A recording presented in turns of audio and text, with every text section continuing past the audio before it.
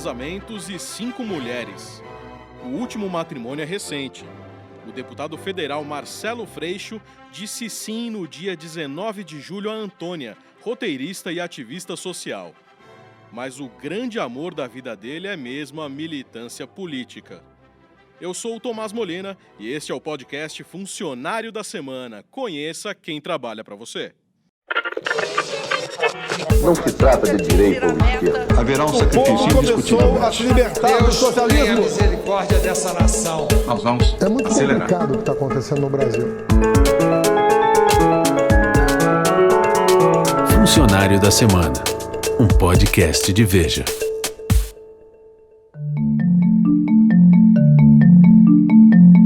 Nós não podemos mais sair da rua e da praça. Nós temos uma militância que é histórica, uma vitória histórica.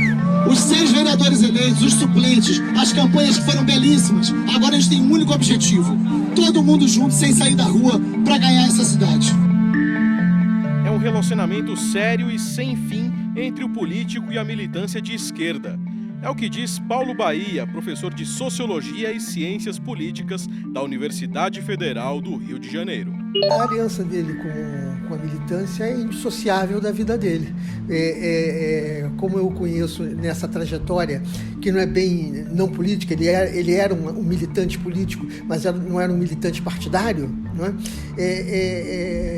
E ele cresceu indo desdobrar a sua vida na militância partidária e numa militância parlamentar em função da força que ele teve como militante social, como militante das causas do cotidiano. Ele estava no dia a dia, no cotidiano, lutando e com muita coragem, eu afirmo com muita coragem, porque eu acompanhei várias etapas pesadas do Marcelo Freixo nesse início dos anos 2000. Marcelo Ribeiro Freixo tem 52 anos.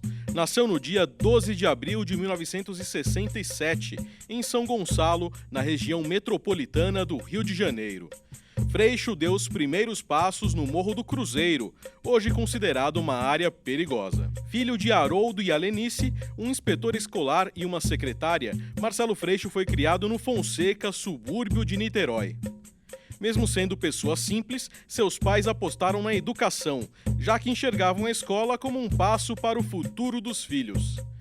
Em uma recente entrevista à jornalista Andréia Sadi, da Globo News, Freixo disse que a importância dada pelos pais à escola transformou a vida dele. O que foi muito importante na minha formação, porque ele como inspetor de colégio, minha mãe como secretária de colégio, mesmo com muito pouca escolaridade, eles sempre entenderam a escola como um lugar muito sagrado, porque era um lugar de onde eles conseguiam sustentar os filhos, né? E sempre deram muito valor à educação, até porque não tiveram. Na adolescência, o deputado se interessou pela educação como profissão. Ele primeiro entrou para a faculdade de Economia, mas se apaixonou mesmo pelo curso de História na Universidade Federal Fluminense, onde conheceu o professor Tarcísio Mota, que seria no futuro seu colega de partido e militância. Sim, Marcelo sempre foi uma pessoa muito comprometida com a justiça social, com a busca por justiça social. Então eu conheço o Marcelo quando ele tinha um projeto de educação nos presídios, especialmente nos presídios em Niterói, né, em que ele buscava, portanto, construir algum processo educativo para que esses presos pudessem ter acesso ao estudo. E aí eu era um estudante de História ainda, ele se formou no mesmo lugar que eu, na UF, em História, mas ele já tinha se formado, eu estava entrando, e havia essa questão do projeto dele. Uma época havia cartazes lá na UF, inclusive, pedindo que estudantes que quisessem trabalhar como estagiários nesse projeto, e eu e um grande amigo conhecemos essa história, e esse meu grande amigo foi ser estagiário, foi trabalhar com ele lá, e eu não, mas nesse meio do caminho, nesse processo, eu conheci o Marcelo, já, portanto, uma pessoa comprometida com essa questão dos direitos humanos, do acesso à educação, né, que foi assim que eu conheci. Freixo também casou com a militância pelos direitos humanos e a justiça social, uma das principais bandeiras da sua carreira. Fundou um projeto chamado Justiça Global, na defesa das minorias e na criação de políticas públicas para grupos menos favorecidos. O professor Paulo Bahia foi subsecretário de Direitos Humanos no Rio de Janeiro e acompanhou o trabalho de Marcelo Freixo pela defesa dos direitos humanos. Nós estávamos em posições diferentes de negociação.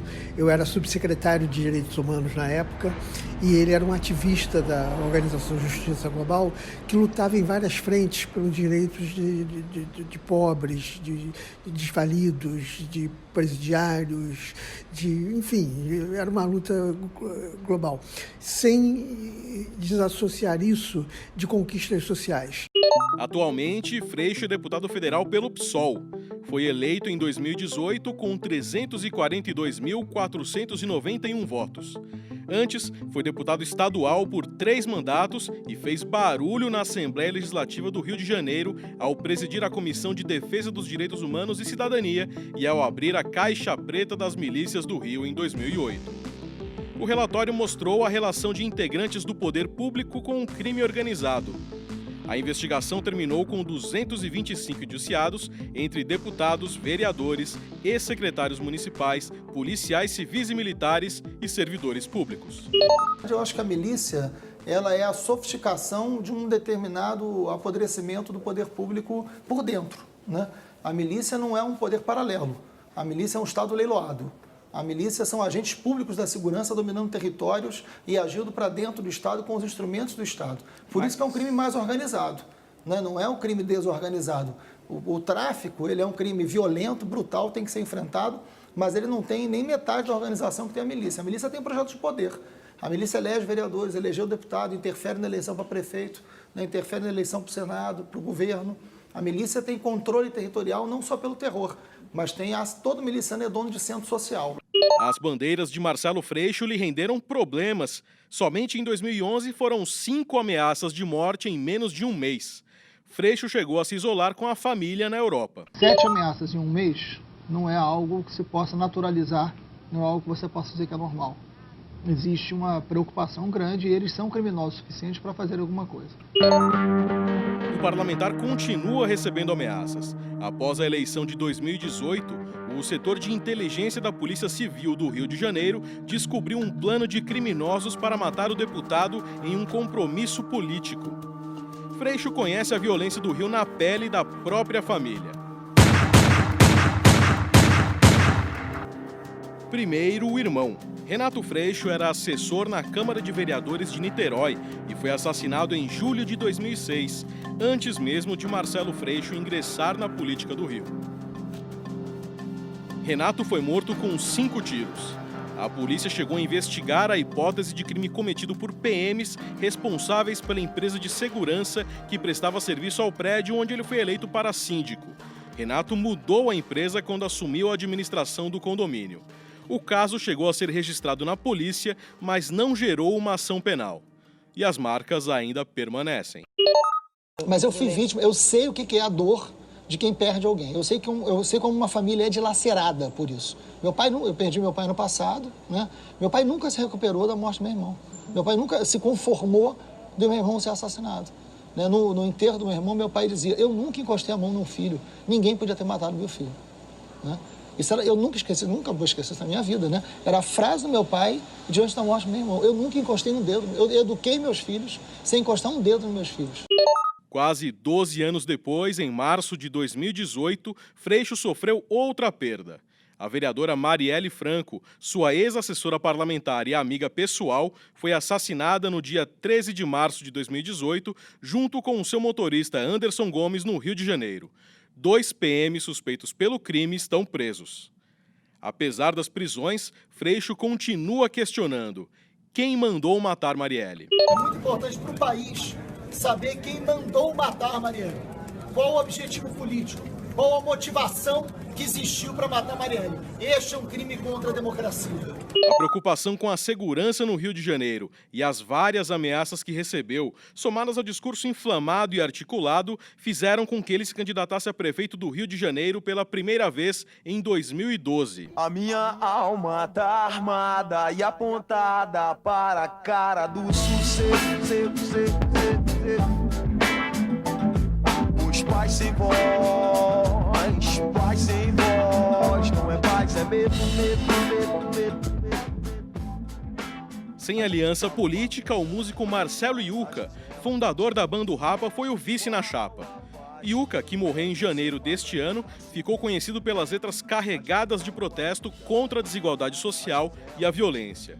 O ex-baterista do grupo O Rapa ficou tetraplégico depois que levou um tiro de um assaltante na zona norte do Rio no ano 2000. A chapa conquistou o voto dos jovens, da esquerda carioca e da classe artística, com nomes como Marisa Monte e Chico Buarque de Holanda. A eleição foi decidida no primeiro turno.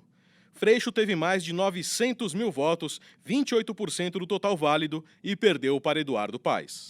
Vai ser desse jeito que o Rio de Janeiro vai ter Freixo 50 prefeito. E Freixo tentou mais uma vez em 2016. Disputou a Prefeitura do Rio novamente, mas perdeu para o adversário, o xará Marcelo Crivella, numa disputa acirrada. O cientista político Paulo Bahia atribui a derrota de Freixo à chuva de fake news que surgiu durante a campanha. As técnicas novas de campanha, usando de muitas fake news, muitas mentiras, o Crivella teve sucesso, porque ao longo também da campanha, o Marcelo Freixo foi vítima de uma campanha muito forte de fake news. Campanha essa que aumentou no segundo turno, foi muito grande no segundo turno. Então, marcando esse. Então, eu pego duas variáveis. Um discurso que não conquistou o eleitor médio, junto com uma campanha de desmoralização pessoal do Marcelo Freixo, que isso esteve muito presente na eleição de 2016. Mas, após perder eleições para cargos executivos, qual o papel de Freixo no espaço político brasileiro, Fernando Molica? O deputado Marcelo Freixo tem uma longa militância nessa área de direitos humanos e violência. Ele começa a carreira pública dele militando numa ONG, a Justiça Global, que era muito focada nesses temas.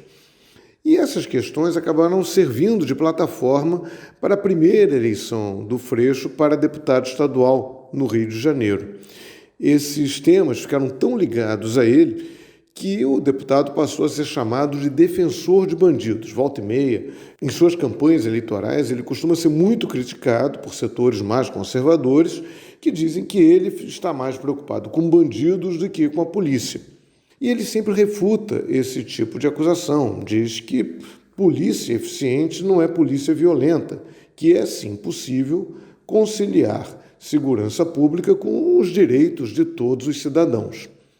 Essa lógica de segurança pública, porém, não chegou a ser testada no Rio de Janeiro pelo PSOL, que é o partido do Freixo. Isso por um motivo simples. O partido é um partido relativamente novo e nunca chegou a conquistar o governo do Estado.